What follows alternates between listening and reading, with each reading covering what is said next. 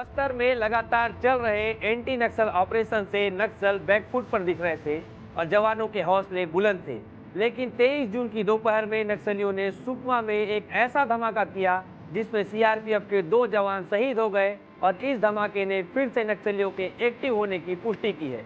क्या है पूरा मामला, चलिए समझते हैं। नमस्कार, मेरा नाम सौरभ तिवारी है और आप विस्तार न्यूज देख रहे हैं।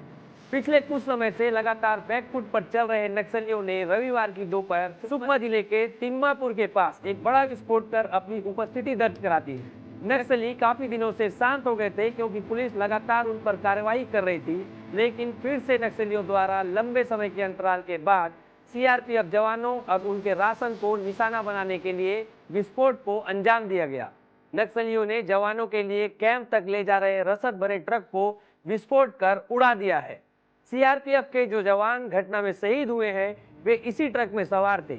एक जवान ट्रक चला रहा था और एक जवान कंडक्टर साइड में बैठा हुआ था। नक्सलियों की ओर से किए गए इस विस्फोट की ताकत को इससे समझा जा सकता है कि जिस स्थान पर विस्फोट किया गया है वहां जमीन पर 6 फीट गड्ढा हो गया है। ट्रक का इंजन ट्रक से अलग होकर हवा में उड़ते हुए 100 मीटर दूर जा गिरा है। पुलिस ने बताया कि इस प्रकार की घटना को अंजाम देने के लिए कम से कम 50 किलो बारूद की जरूरत पड़ेगी। इसका मतलब साफ है कि इस विस्फोट में 50 किलो से ज्यादा विस्फोटक के द्वारा इस घटना को अंजाम दिया गया। मुख्य बात यह है कि इस रास्ते पर लगाई गई बारूद की पड़ताल में भी इसका पता नहीं चल पाया। इस पर पुलिस ने बताया कि बारूद बहुत ज्यादा नीचे दबाया गया था, जिसकी वजह से ये डिटेक्ट नहीं हो पाया। फोर्स ने हाल ही में सिलगेट के पास टेकलगुड़म में एक नया कैंप स्थापित किया है। चूंकि यह इलाका बेहद अंदरूनी है, ऐसे में यहाँ जवानों के लिए गोला बारूद और रसद बाहर से भिजवाया जाता था। रविवार को भी जवानों के लिए दोरनापाल से राशन व अन्य रसद कैंप के लिए रवाना किया गया था। इस दौरान सुरक्षा का पूरा ख्याल रखा गया था और रसद के साथ बड़ी संख्या में हथियारबंद जवान मोटरसाइकिल में चल रहे थे। इलाके में रसद जा रहा था, ऐसे में आरोपी भी लगाई गई थी। बावजूद इसके नक्सलियों ने इस घटना को अंजाम दिया। नक्सलियों ने ट्रक को उड़ाने के लिए बाकायदा बारूदी विस्फोट किया और विस्फोट के लिए ट्रिगर पैटर्न का उपयोग किया। नक्सली विस्फोट के लिए लंबे समय से इस पैटर्न का इस्तेमाल करते आ रहे हैं।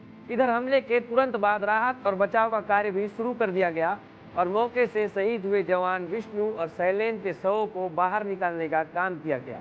इसके अलावा विस्फोट में ट्रक के परखच्चे उड़ गए थे, ऐसे में ट्रक के सामानों और बिखरे राशन को भी सड़क से हटाकर सड़क को फिर से आवाजाही के लायक बनाने का काम शुरू कर दिया गया। ब्लास्ट के बाद सड़क के बीचों बीच 6 फीट का गड्ढा हो गया।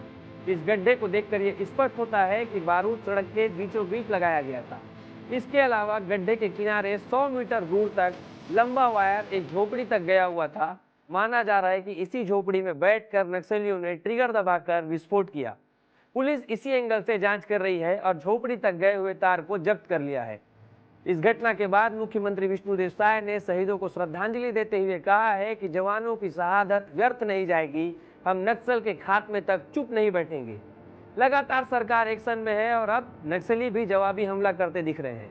लगता है कि लड़ाई निर्णायक होने वाली है। ऐसे में आने वाला समय बड़ा भयानक होने की आशंका है। अब देखना है कि इस पर पुलिस की जवाबी कार्रवाई क्या होगी। इस पूरे मामले में आपकी क्या राय है, हमें कमेंट करके जरूर बताइएगा। धन्यवाद।